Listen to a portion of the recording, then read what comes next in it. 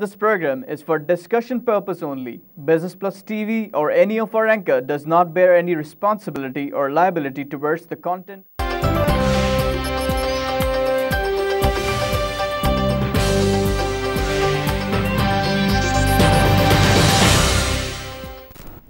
This is Business Plus broadcasting live from Karachi, Pakistan. You're watching our post-market show PSX Hotline. नाज़रीन, आज की market बहुत interesting थी। एक तो ड्रोन हमले का इम्पैक्ट प्लस द फैक्ट के थर्सडे तक ही मार्केट हमारी इतनी ऊपर चली गई थी कि मैंने कहा था कि फ्राइडे को मार्केट गिरेगी। 400-500 पॉइंट के लिए हम मेंटली तैयार थे, लेकिन अल्लाह का ये करना हुआ कि मेरी बात गलत हो गई और फ्राइडे को भी मार्केट ऊपर चली गई। इसलिए बड़ा प्लेजेंट वीकेंड गुजारा। लेकिन रात को ये सुबह से ख़बर आना शुरू हुई ड्रोन अटैक की, उसके बाद से, और द फैक्ट के इट्सल्फ कि मार्केट इतनी ऊपर थी, उसको गिरना वैसे भी चाहिए था।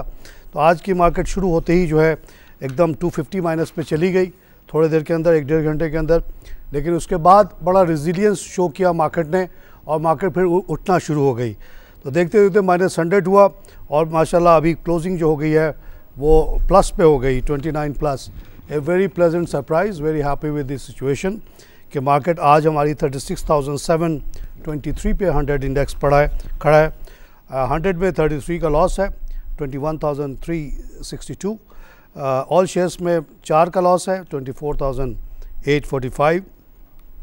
आज वॉल्यूम भी काफ़ी घट गए, 400 तकरीबन 400 मिलियन का हमने काम देखा था फ्राइडे को, लेकिन आज सिर्फ 265 का काम हुआ। Advancing company 179, declining 155, unchanged 21। Top volume leaders में कराची इलेक्ट्रिक है 49, तकरीबन 50 मिलियन का काम हुआ। सुई नॉर्दर्न गैस में 19 का काम हुआ है, जहांगीर सिद्दीकी में 17, पाक इंटरनेशनल में 14 का काम हुआ, बाइको में 10 का काम हुआ।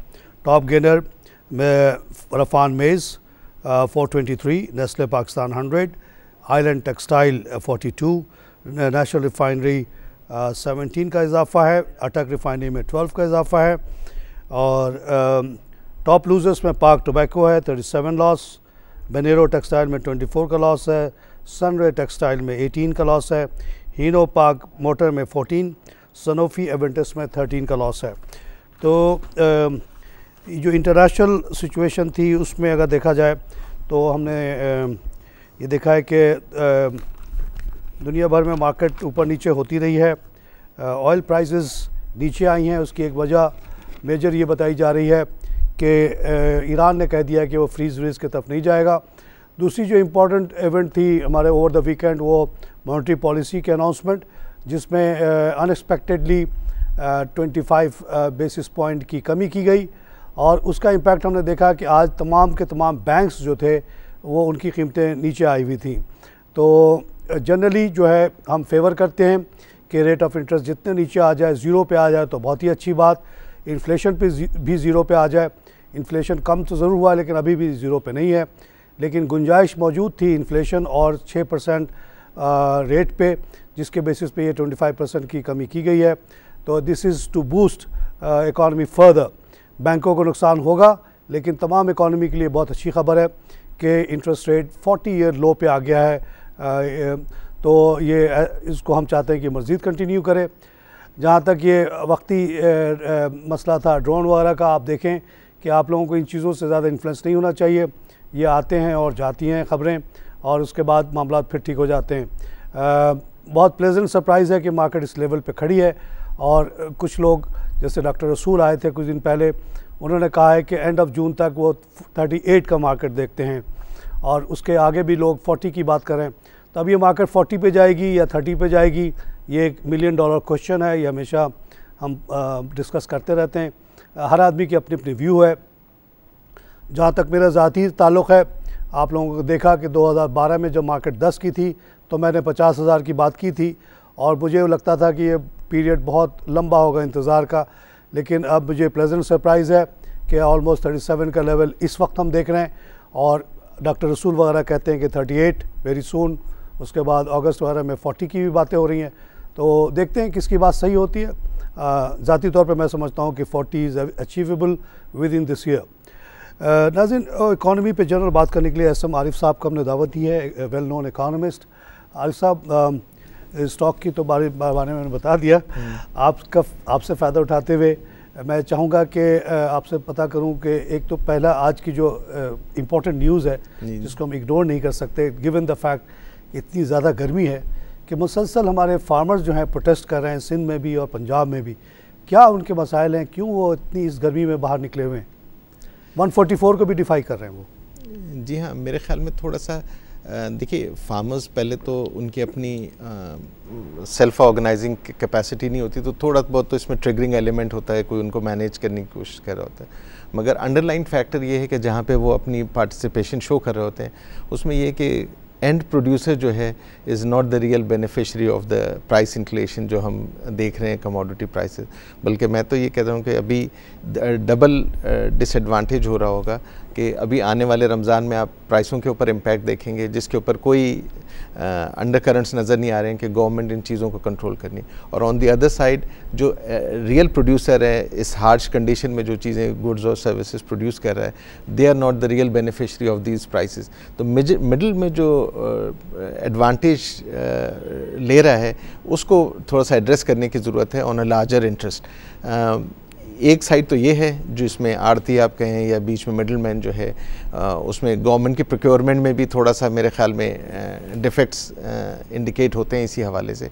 और दूसरी साइड जो है वो इंडिया से जो कमोडिटीज़ इंपोर्ट हो रही हैं वो भी एक बड़ा फैक्टर है। ज़ाहिर है एज ए फार्मर, क्योंकि हमारी मार्केट में फार्मर्स को इतनी इफ़ेक्टिवली एजुकेट और अपकमिंग इंडिकेटर से इक्विप नहीं किया जाता है। जी हाँ, डिस्पाइट द फैक्ट कि हमारे पास मोबाइल इंडस्ट्री बहुत एक्सपैंड कर गई है, बहुत इफ़ेक्टिव हो चुकी है, मगर जो रियल फार्मर्स और जो रियल टेल एंड प्रोड्यूसर है उस तक इंफॉर्मेशन का पहुंचाना जो है वो उसके लिए तो बहुत ज़रूरी है कि इंडिया की तरह या दुनिया भर की तरह इलेक्ट्रॉनिक आपके पास वेयर हाउसिंग हो।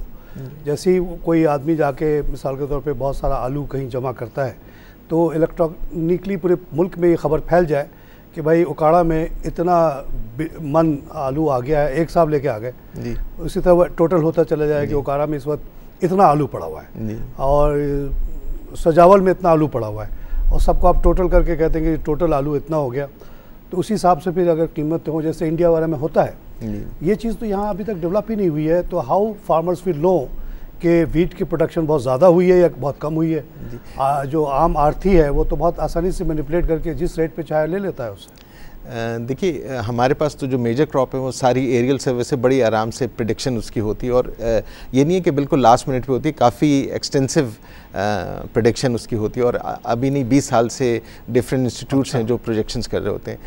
जिस चीज़ की ज़रूरत है वो ये कि ये तो आप जो बात कर रही हैं तो ज़रा सोफिस्टिकेटेड टूल सेट्स हैं। मुश्किल चीज़ जी हाँ, नहीं मैं ये all you have to do is के वेयर हाउसेज हो जहाँ पे आपको if you produce aloo you don't have to worry के मैं एक वेयर हाउस भी बनाऊँ। जी आपने जाके वहाँ जमा कर दिया, इलेक्ट्रॉनिक आपको रसीद मिल गई विच इज़ ट्रेडेबल, आप उसको वारंट कहते हैं दुनिया भर में।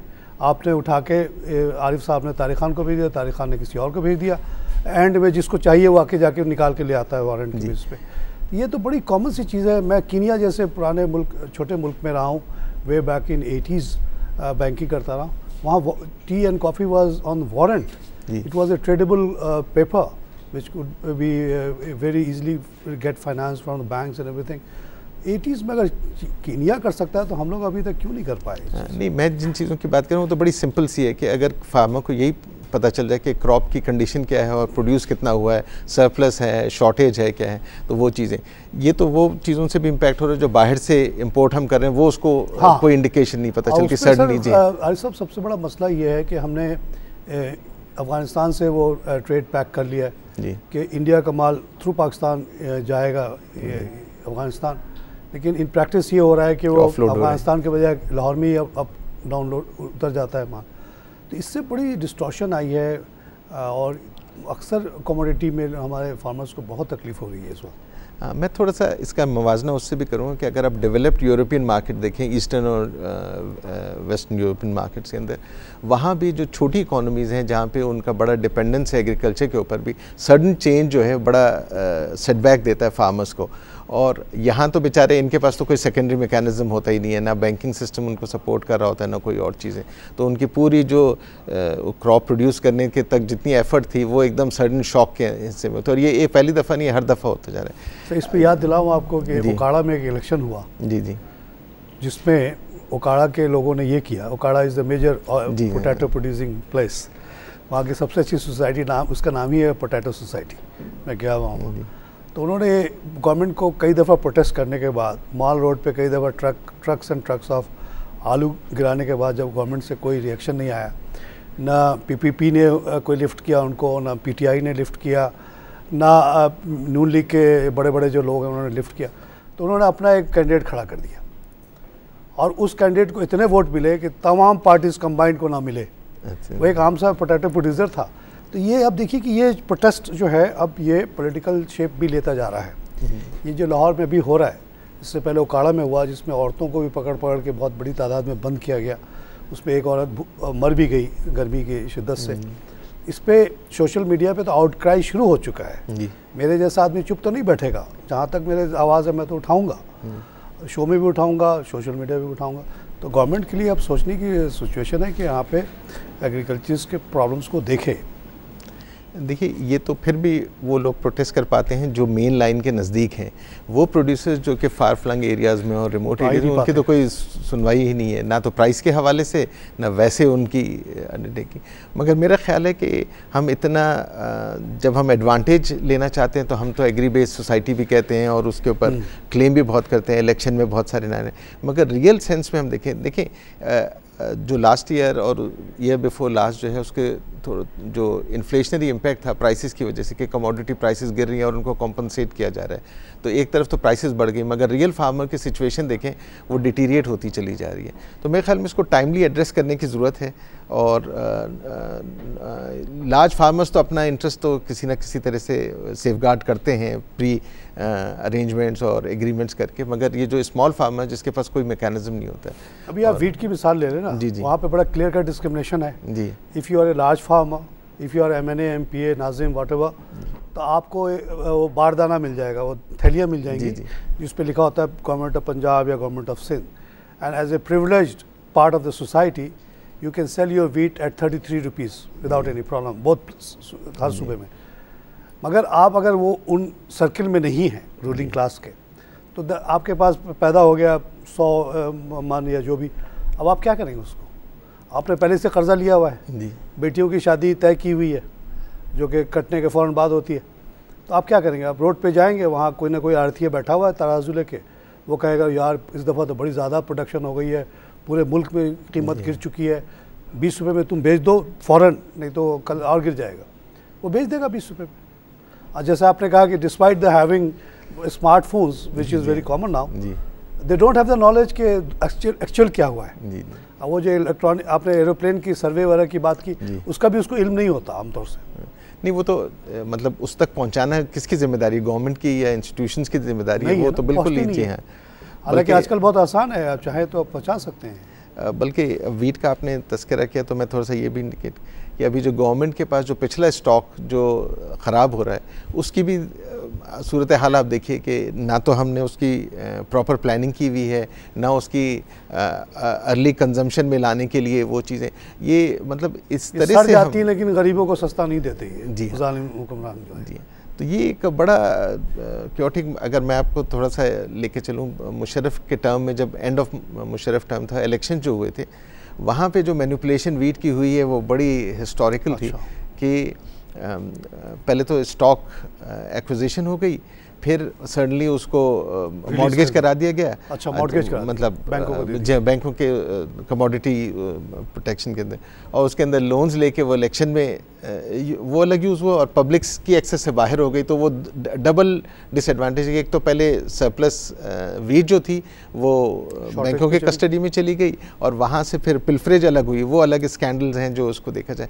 मेरा कहने का मकसद ये कि इस कमोडिटी में बड़ी लिमिटेड, इस सोसाइटी में बड़ी लिमिटेड चीज़ें हैं जिससे इकोनॉमी बैलेंस और डिसबैलेंस हो रही है, और उसमें एक बहुत बड़ी जो फूड सिक्योरिटी वाली जो चीज़ें हैं उसको हम इतने सालों में अभी तक हम एड्रेस नहीं कर सके। Senate committee for national food security है, वो आजकल बड़े रिकमेंडेशंस दे रही है। इसने कुछ दिन पहले एक रिकमेंडेशन दी कि गवर्नमेंट को चाहिए कि जो यूरिया के ऊपर जो उन्होंने 1850 कोट किया, उसके इस दौरान उन्होंने 60 रुपये की शायद रिडक्शन भी कर दी। चलिए 1850 से ही हम शुरू करते। उन्होंने कहा कि अगर तमाम टैक्सेस हटा दिए जाएँ, जिसमें GICD सबसे बड़ा है, प्लस 21% GST है गैस के ऊपर, तो 700 रुपये का फ़र्क पड़ सकता है। यानी कि 1850 में 700 जो है टैक्स है। तो उन्होंने कहा कि सारे टैक्सेस हटा के 1150 का अगर कर दिया जाए यूरिया, तो that can help the farmers a lot. Government should look at the bigger interest of bigger production and prosperity of the farmers rather than making 700 out of this. आज उनका फिर एक लेटेस्ट रिकमेंडेशन आया, उन्होंने कहा कि 500,000 bell जो India से कॉटन इंपोर्ट होने वाली है, कॉटन है शायद, हाँ, उसको रोक दिया जाए फ़ौरन। उसको एप्टमा ने अपोज कर दिया कि नहीं आने दो, apparently that is cheaper then the Pakistani production. तो ये कमेटी बनी है सेनेट में जो थोड़ा बहुत गरीबों के लिए आवाज़ उठा रही है, लेकिन उनकी बात भी कोई सुनता नहीं। एप्टमा के सामने कौन खड़ा होगा? कोई नहीं खड़ा होगा। मगर वो सेनेट कमेटी में भी देखने की ज़रूरत है कि क्या साइलोस के ऊपर भी उन्होंने कुछ काम करने की, ये भी डिस्कशन आप देखें तो बहुत अरसे से चली आ रही है। अब इतना बड़ा हम ट्रेड कॉरिडोर की हम बात कर रहे हैं, मगर इसमें जो हमारे प्रोड्यूस और हमारे कमोडिटीज़ और गुड्स के लिए देखें, ब्लूप्रिंट तो सामने आ चुका है कि भाई ये होने जा रहा है। अब ये चीज़ें जो अर्ली स्टार्ट से जो हमें एडवांटेज मिल सकता है वो ही नहीं हो सकता है। टेल एंड से आप करें ताकि आपकी कम से कम एक्सपोर्ट्स बेनिफिट होना शुरू हो जाएं।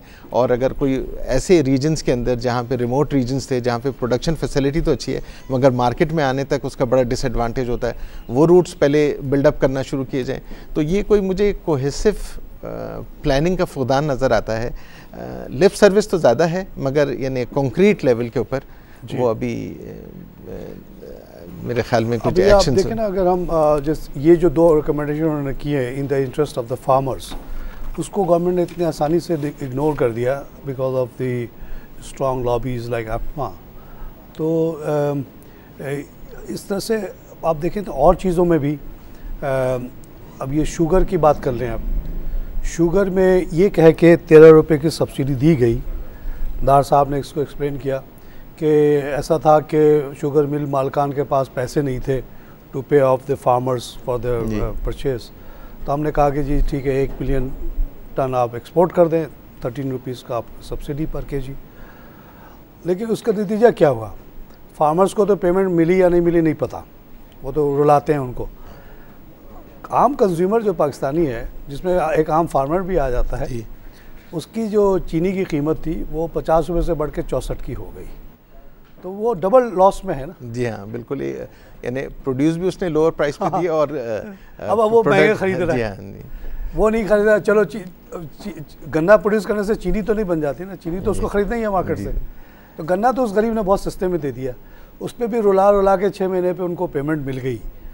लेकिन चीनी जब वो ख़रीदने गया तो 50 के बजाय 64 का ख़रीद रहा है, जबकि इंटरनेशनल मार्केट में वाफिर तादाद में चीनी मौजूद है एट द रेट ऑफ 37। जी it's also because of the massive decline of Brazilian currency because of the crisis. वो भी फिर थोड़ा सा वो जो इथेनॉल की कन्वर्जन और उसके बाद कहाँ 37 कहाँ 64। जी, तो society as a whole is suffering from all these elitist policies. जी, मैं थोड़ा सा उस तरफ भी इशारा करूँगा जो आपने एप्टमा के हवाले से बताया। थोड़ा सा मेरे ख्याल में एक पॉजिटिव साइड तो ये कि अगर आप देखें कि ग्रेजुअली हमारी कितनी एक्सपोर्ट डिक्लाइन कर गई और अभी तक भी उस तरह से रिकवरी ने अगले 2 महीनों में कुछ मेरे ख्याल में जो पेंडिंग ऑर्डर्स हैं जो एक्सपेक्टेड थे कि यहाँ पे ब्रेक लेना है। जी जी नाज़रीन, यहाँ पे लेंगे छोटी सी ब्रेक के बाद फिर हाजिर होते हैं।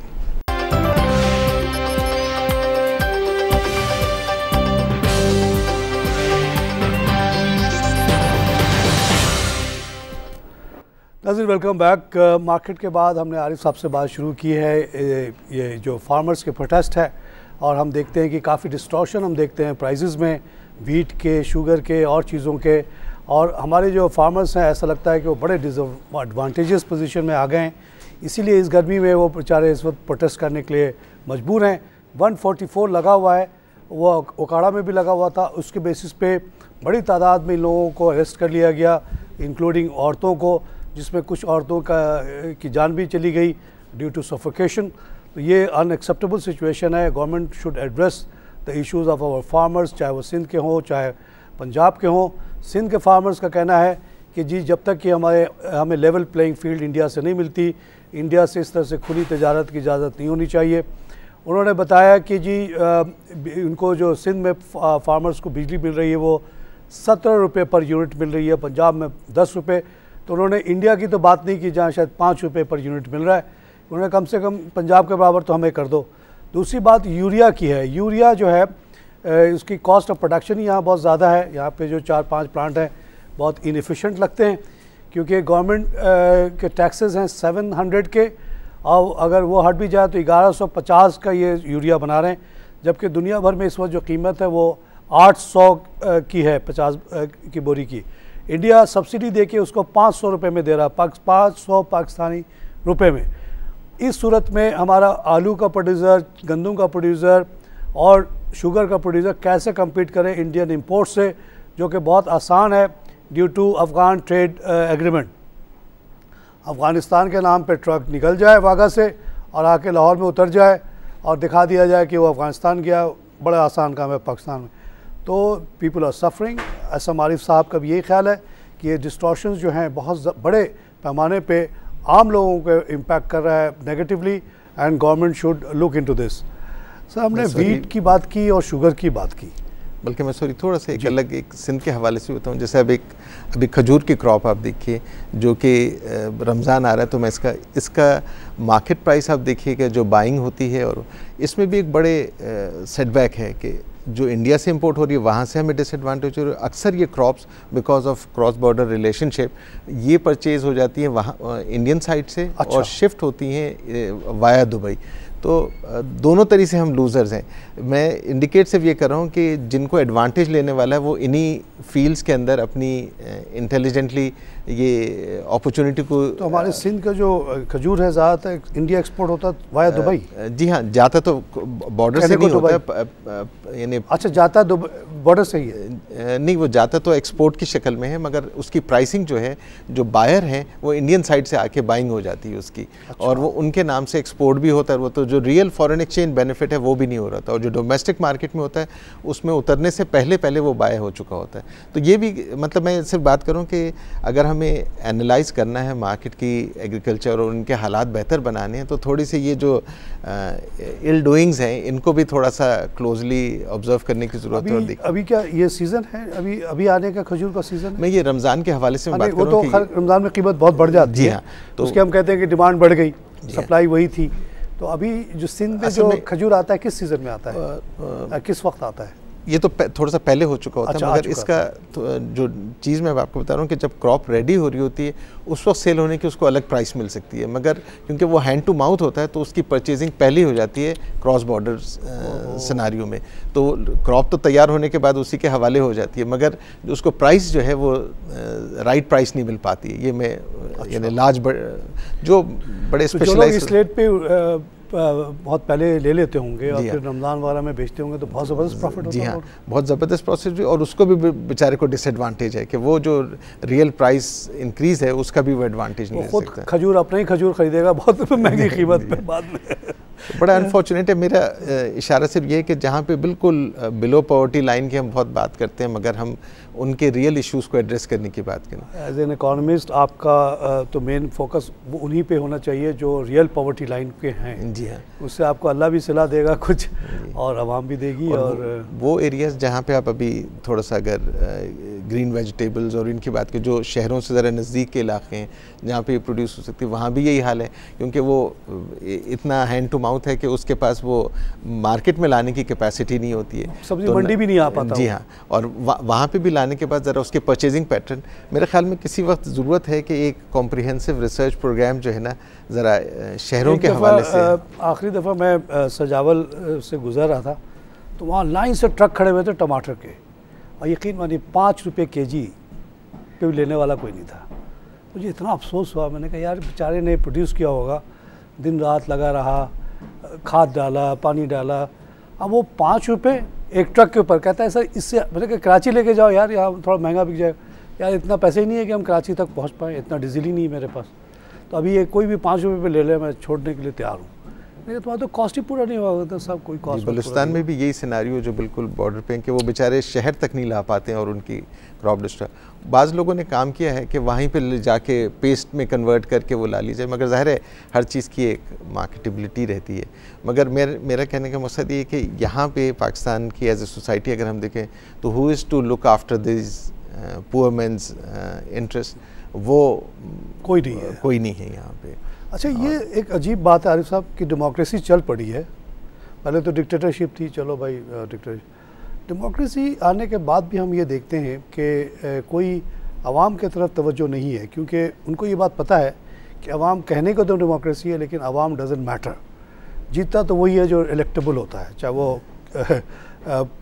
पेशावर में हो या थट्टे में हो, जीतना तो उसी को है जिसको जीतना है, और पार्टी वार्टी से भी कोई फ़र्क नहीं पड़ता। अभी पेशावर में जो साहब जीत गए तो लोगों ने कहा भाई नून लीग जीत गई, तो उन्होंने कहा नहीं, नून लीग थोड़ी जीती है, अमीर मकाम जीता है। इसी तरह अगर थट्टे में अगर आप सियासत कर रहे हैं तो वहाँ तो शिराजी जीतेगा, चाहे कोई भी पार्टी का हो। तो ये डेमोक्रेसी अभी तक सही मायने में आई नहीं है। आती तो आवाम के इंटरेस्ट पे बड़ा ज़ोर होता ना। और जब आप एग्रीकल्चर की बात करें, that is a major part of society, उसके इंटरेस्ट को लोग कैसे इग्नोर करते हैं विद इन डेमोक्रेसी? देखिए, ये डेमोक्रेसी तो नाम की रह गई है। अगर आप पर्सनल एटीट्यूड देखें ना, लोगों को जो पब्लिक रिप्रेजेंटेटिव्स हैं, उनका रहन सहन, उनके अंदाज़, उनका गुफ्तगू का आम लोगों से जिनसे वो वोट लेके जाते हैं, उन 5 साल में उनके साथ अंदाज़, तो आपको समझ में आ जाएगा कि how much reality we are talking about. तो वो तो एक इंस्ट्रूमेंट है टू गेन पावर। और मुझे शर्मिंदगी होती है ये कहते हुए कि हम पाकिस्तान जिस नज़रिए से बन के और जहाँ तक हम पहुँचे वो पुअर मैन्स एक्सप्लॉयटेशन इस लेवल की है कि हो सकता है हमारे कल्चर में भी, मैं भी किसी बरीउज़्ज़मा नहीं हूँ उस चीज़ से, कि हमारे जर्नली हमारी कंसिडरेशन नहीं है उस पुअर मैन की अपलिफ्ट के लिए। तो हम वो उस हद तक उसको चाहते हैं कि वो सर्वाइवल उसकी रहे और ज़िंदा रहे और हमें फीड करता रहे, मगर ये कि उससे आगे बढ़ के वो हम उसके लिए क्या कर रहे हैं वो मेरे ख्याल में कहीं सिंध के जो बेचारे आम किसान हैं उनका ये कहना है कि 1959 में टेनेंसी एक्ट तो एक बना जिसमें कुछ हकूक़ उनको दिए गए, एटलीस्ट उनको थोड़ी सी प्रोटेक्शन ऑफ टेनेंसी तो हो ना, लेकिन एक्चुअल रियलिटी में बिल्कुल ही वो अप्लाइड नहीं है। एक लैंडलॉर्ड जब चाहता है उनको उखाड़ के फेंक देता है। अगर आप सिंध के इलाक़ों में दौरा करें तो आप गौर करेंगे कि वो जो ख़ास तौर से कुछ हिंदू कम्युनिटीज़ हैं जो ज़्यादातर खेतों में काम करती हैं, रंग बिरंगी कपड़े पहना, उनको पक्का घर भी नहीं बनाने दिया जाता, उनको कच्चे घर में रहने के लिए कहा जाता है। और जब वो दिल चाहता है लैंडलॉर्ड का at his women fancy they can be thrown out. तो ये इस दौर में जहाँ पे इतना ह्यूमन राइट की बातें होती हैं, ये तो बड़ा ही ज़ालिमाना निज़ाम है। वो फार्मर के पास क्या चॉइस है other than to be a slave for that farmer? देखिए, मैं आपको तज़किरा करता हूँ 2010 में जब फ्लड आया था और उन दिनों में मेरा बड़ा एक्सटेंसिवली जाने का इत्तेफाक। इस हद तक शर्मिंदगी भी होती है और अफसोस भी होता है कि वो लोग जो फ्लडेड एरिया में आ गए थे, उनके पास ऑन एन एवरेज पर हाउस होल्ड जो है एक चारपाई, एक संदूक, वही चारपाई के ऊपर उनकी चादर डाल के उसके ऊपर, मगर ऐसी बेहिसी दिखती है मुझे उसके बाद भी, उसमें भी एक्सप्लॉयटेशन, वो चाहे वो वतन कार्ड के नाम पे हो या दूसरे तरीक़ों से, कि रियल सेंस में उनकी प्रॉब्लम्स को एड्रेस नहीं किया। और मेरे ख़्याल में हम जो पढ़ी लिखी क्लास हम अपने आप को कहते हैं, वो भी हम भी उतने ही कसूरवार हैं, क्योंकि हमने भी यानी शहरों से निकल के जाके उनकी प्रॉब्लम सॉल्विंग के लिए कोई चीज़। अब कैसे जाएंगे यहाँ से? आप निकले था घारो, जी घारो तक तो आप सेफ़ हैं, घारो के आगे आप जाएंगे तो जिए शिराजी का नारा लगाते हुए जाएंगे तो आप सेफ़ हैं, नहीं तो सेफ़ नहीं है आप। रात को क्या होगा आपके साथ? देखिए, यही रियलिटी है। मगर आपको ना SHO बचाएगा ना कोई बचाएगा, आपको मार दिया जाएगा रात को अगर आपने वहाँ के अवाम के लिए उठाया आवाज़। इसी तरह जामशेरो साइड पे आप चले जाएं, वहाँ भी एक साहब बैठे हुए, एक ज़माने से बैठे हुए, he doesn't care about A party, he fights his election on his own name. उस इलाके में कोई पार्टी का झंडा ही नहीं है, उसके बाद जिस पार्टी में उनको दिल चाहता है ज्वाइन कर लेते हैं। वहाँ भी रात को आप मार दिए जाएंगे अगर आप उन अवाम के हक़ में बात करेंगे। मगर मैं थोड़ा सा, अगर आप कंपेयर करें सेंट्रल पंजाब के मुकाबले में सिंध की सिचुएशन बहुत ख़राब है। मतलब यहाँ पे फ्यूडलिज्म, रियल फ्यूडलिज्म यहाँ पे नज़र आता है। और अनफॉर्चुनेटली वो डिटीरिएट होती चली, यानी उनकी शायद आज से 15 और 25 साल पहले हालात ज़्यादा बेहतर थे बनस्बत। अगर आप रोड के साथ साथ आप जाएँ तो आपको नज़र आ जाएगा 15 साल पुरानी सिचुएशन और आज की सिचुएशन। तो बड़ी अनफॉर्चुनेट बात है। अच्छा, ये आपने तकरीबन 3 कमोडिटी तो कवर कर लिया, यूरिया को, शुगर को, वीट को। इसके अलावा जैसे और जो चीज़ों में डिस्टॉर्शन नज़र आ रहा है which is other than farmers, उसमें एक सीमेंट बहुत क्लियर कट डिस्टॉर्शन नज़र आती है कि international price of cement is much lower than what is being sold in Pakistan. Again 500 के जो सीमेंट की बोरी है उसमें 100 रुपये तो गवर्नमेंट का टैक्स है, 400 की हो गई, और इंटरनेशनल मार्केट में 350 की आमतौर से बिक रही है। तो यहाँ भी एक आम जो कंज्यूमर है वो तो एक्सप्लॉइट हो रहा है ना।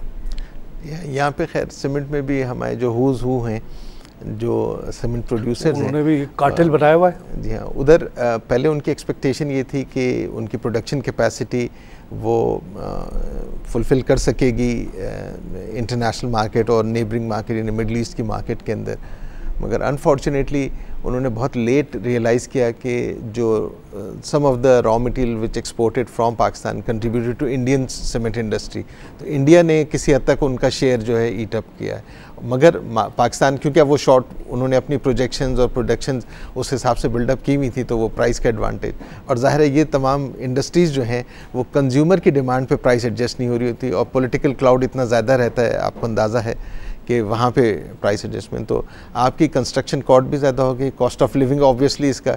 बल्कि मुझे तो हंसी आ रही थी कि अभी लेटली स्टेट बैंक की जो मॉनेटरी पॉलिसी इशू हुई है उसमें जो डिटेल असेसमेंट और स्टैटिस्टिक्स आई हैं उसमें कंस्ट्रक्शन इंडस्ट्री को भी इन्फ्लेशनरी इम्पैक्ट से एसोसिएट किया गया है, जिसका लॉन्ग टर्म इम्पैक्ट होता है, शॉर्ट टर्म इम्पैक्ट नहीं होता है। सडन सर्ज इसमें नॉर्मली आती नहीं है इसके अंदर।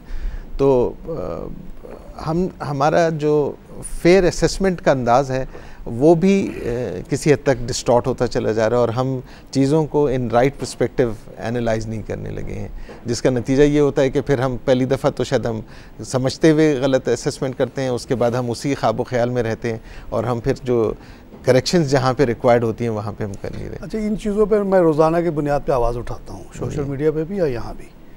तो अभी जब सीमेंट पे बहुत ज़्यादा हमने आवाज़ उठाई तो उसका नतीजा ये हुआ कि सीमेंट के जो कार्टेल है उसने डिमांड की गवर्नमेंट से कि आप जो 100 रुपये का भत्ता ले रहा है उसको कम कर दो, हम तो कम नहीं करेंगे। तो ये लड़ाई मैं कहता हूँ दोनों कसूरवार है। गवर्नमेंट को भी 100 रुपये पर बैग लेना बहुत ज़्यादती है, 20-25 रुपये ले ले, और ये जो ये लोग जो 50% कम से कम 50 रुपीज़ एक्स्ट्रा ले रहे हैं, गिवन द फैक्ट के कोल जो कि मेजर कॉस्ट ऑफ प्रोडक्शन है इसका, उसकी कीमत $320 से गिर के हो गई $60, तो मेजर रिडक्शन हो गया ना कॉस्ट में, इसीलिए दुनिया भर में कीमतें नीचे आ गई हैं, इन्होंने कम नहीं की। तो मेरा अपना ख्याल है कि 75 रुपये गवर्नमेंट को छोड़ देना चाहिए और इनको भी ये 50 रुपये छोड़ देना चाहिए, ताकि कीमत जो है कम से कम 125 कम हो जाए। बड़ा अनफॉर्चुनेट बात है अगर आप देखें कि जब हम लार्ज स्केल इंडस्ट्रीज़ की और कार्टेल्स की बात करते हैं तो हम प्राइस को जस्टिफाई करते हैं डिमांड एंड सप्लाई से कि फ्री इकोनॉमी, और जब हम फार्मर और पुअर प्रोड्यूसर की बात करते हैं तो उसके पास डिमांड एंड सप्लाई की सिचुएशन नहीं होती। तो बड़ा यानी अजीब डिलेमा है, जबकि large scale industries handful of individuals control the pricing structure and the payment structure, और वीज़ा वी जो लार्ज स्केल इंडस्ट्रीज़ हैं और मतलब यानी लार्ज प्रोड्यूसर्स हैं उनके ऊपर कोई। अच्छा, ये बातें हम बैठ के कर रहे हैं, ये बातें करनी चाहिए कंपटीशन कमीशन ऑफ पाकिस्तान को। Where is competition commission of Pakistan now? Where is it? Does it exist? Is gone forever. एक कैपिटलिस्ट इकोनॉमी में अगर एंटी ट्रस्ट, एंटी ये कार्टेल ऑर्गेनाइजेशन ना हो बहुत स्ट्रॉन्ग, तो वो तो कैपिटलिज्म फेल हो जाएगी, क्योंकि कैपिटलिस्ट इतने ज़्यादा एक्सप्लॉइट करेगा कि वो बहुत अमीर हो जाएगा, आम आदमी गरीब हो जाएगा, फिर लोग उठ खड़े होंगे डंडे लेके। तो where is competition commission of Pakistan? देखिए, कोई आपके पास सिग्निफिकेंट इंसिडेंट नहीं है कि जिस इंडस्ट्री को कंपटीशन कमीशन ऑफ पाकिस्तान ने रेगुलेट किया है, और कोई एक दो इंडस्ट्री नहीं है जो यहाँ पे एक्सप्लॉइट हो रही है। मैं 19 इंडस्ट्री आइडेंटिफाई कर सकता हूँ जहाँ पे कार्टेल्स हैं, जहाँ पे प्राइस डिस्टॉर्शन है, and competition commission of Pakistan has failed to identify even one. This is not my job और आरिफ साहब जॉब टू आइडेंटिफाई दिस। एक पूरा एक इदारा है जिसका काम है ये, जिसको लोगों को तनख्वाहें मिल रही हैं, वहाँ एक खातून को बैठा दिया गया, वो मेकअप करके बैठी हुई आराम से। इससे हट के मेरे ख्याल में पहले तो वहीं से रिसर्च पब्लिश होनी चाहिए कि भाई इंडस्ट्री को वो किस तरह से देख रहे हैं, कहाँ अगर मुझे नज़र आ रहा है, कॉमन आदमी हूँ, कि भाई चीनी 37 रुपये का दुनिया भर में बिक रहा है, यहाँ तुम 64 का बेच रहे हो, कैसे बेच रहे हो? टीसीपी की पाबंदी लगा दी कि इंपोर्ट करेगा तो टीसीपी करेगा। टीसीपी 37 के बजाय उसको 57 का ले आया तो उसको कौन रोक सकता है? इसको कहते हैं अकोमोडेशन एलसी। ये हमने बहुत देखा हुआ है बैंकिंग में। 20 रुपया आपका जमा हो जाता है आपके बैंक अकाउंट में, आप एलसी बड़ा खोलते हैं 57 का, who is stopping you? TCP 57 का एलसी खोल दे क्योंकि 57 में हम ले आए, एक्चुअली 37 का हो। तो इस तरह से पूरा जाल बिछा के लोगों को एक्सप्लॉइट किया जा रहा है, कोई बोलने वाला नहीं है। ऑटोमोबाइल इंडस्ट्री की मैं आपको एग्जांपल दूंगा कि ग्रोथ में तो अच्छा खासा साइजेबल शेयर है उनका, उधर का हाल आप देख लें। ये 1-2 साल की मैं बात नहीं कर रहा हूँ, कंपटीशन कमीशन के पास तो 15 से 20 साल का डेटा है, 1980 से लगा लिया। जी हाँ, मतलब चलिए उनको अगर थोड़ा सा एक ना उन्होंने इंडिविजुअलाइजेशन की, लोकल प्रोडक्शन की, ना उन्होंने कीमतों पे कोई लिहाज किया। लोहे की कीमत घट के हो गई है 1/3, स्क्रैप की कीमत $700 से $250। यन 76 के घट के 110 हो गया। Where is the benefit to the people of Pakistan? All benefit has gone to this companies. यही वजह है कि इंदस का शेयर 160 से बढ़ के 1200 का हो गया। Good for the share holders of Indus, but what about the people of Pakistan?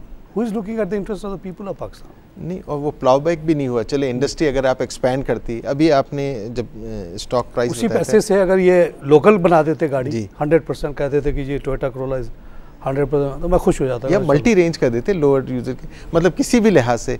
आप अभी जो स्टॉक का इफेक्ट बतला रहे थे जिसमें थोड़ा सा डिक्लाइन भी, हीनो का भी, अब मुझे बड़ी तकलीफ होती है कि इतना बड़ा अपॉर्चुनिटी है ट्रेड कॉरिडोर में जहाँ पे लोकल ट्रांसपोर्ट इंडस्ट्री का एक साइजेबल शेयर होना चाहिए। आप लास्ट मिनट तक कोई एक्सपेंशन नहीं होगी इंडस्ट्री में, कोई कैपेसिटी बिल्डिंग नहीं होगी, और ultimately there be external players who will be capturing this market. So who is to be blamed for that? और हम बड़ी तरक्की की और बहुत सारी चीज़ों की बात करें, मैं इसको इस तकलीफ से कैप्टिव मार्केट, एक 20 करोड़ कैदियों को आप जितना चाहे एक्सप्लॉइट कर लें, चीनी 37 के बजाय 64 का बेच दें, गाड़ी 2.5 लाख की बजाय 7 लाख की बेच दें, वो गरीब कर क्या सकता है? एक तो उसके पास नॉलेज भी नहीं, कोई इसके बारे में बात भी नहीं करता, उसको सही पता भी नहीं कि स्टील की कीमत कहाँ चली गई, लोहे की सीमेंट की कहाँ चली गई है इंटरनेशनली। वो तो मजबूर है, वो देखता है 500 के सीमेंट की बोरी वो बेच के खरीद के खुश, 1800 रुपये में 1850 पे यूरिया लेके लोग खुश बैठे हुए हैं। क्या करें? कोई बोलने वाला भी नहीं। आई थिंक मेरे ख्याल में इतने टॉक शोज होते हैं, कोई बात करता है इन चीज़ों की? इतने बड़े बड़े डॉक्टर साहब बैठे हुए हैं, शाम को बड़बड़ करते हैं, किसी को पता है कि कितनी एक्सप्लॉयटेशन हो रही है इस मुल्क में? आई थिंक एक तो लेजिस्लेटिव कंपल्शन होनी चाहिए कि हर लार्ज स्केल इंडस्ट्री जो है अपनी जो कॉस्ट स्ट्रक्चर जो है ना, वो तो पब्लिक डॉक्यूमेंट होना चाहिए। भाई इतना मेरा प्रॉफिट है, चलो जी हाँ, हम कहेंगे ठीक है, जायज़ है, लेकिन यहाँ तो छुपा देते हैं सारा।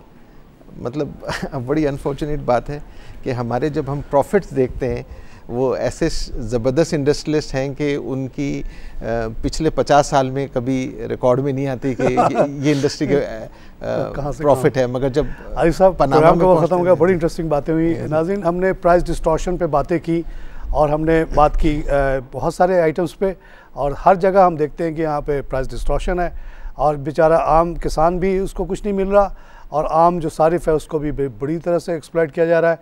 ये 20 करोड़ कैदी हैं इस मुल्क में, और इसको लूटने वाले थोड़े से लोग हैं, अब मिल के बड़ी आराम से लूट रहे हैं, बेइंतहा प्रॉफिट कमा रहे हैं, उसके बाद वो पैसा जो है उठा के पनामा भेज देते हैं। ये सिलसिला चलता रहेगा जब तक हुक्मरान यही अमीर तबका रहेगा। आपको अगर इससे निकलना है तो आपको गरीबों को वोट देना पड़ेगा, गरीब पार्टियों को वोट देना पड़ेगा, और अपने लोगों को, अपने अंदर से लोगों को सामने लाना पड़ेगा, वही आपकी तकदीर बदलेंगे। इन लोगों से कोई उम्मीद ना रखिए जो अभी एग्जिस्टिंग पार्टीज़ हैं, सब आपस में मिली हुई हैं। इसी के साथ प्रोग्राम ख़त्म करूँगा। खुदा हाफिज़।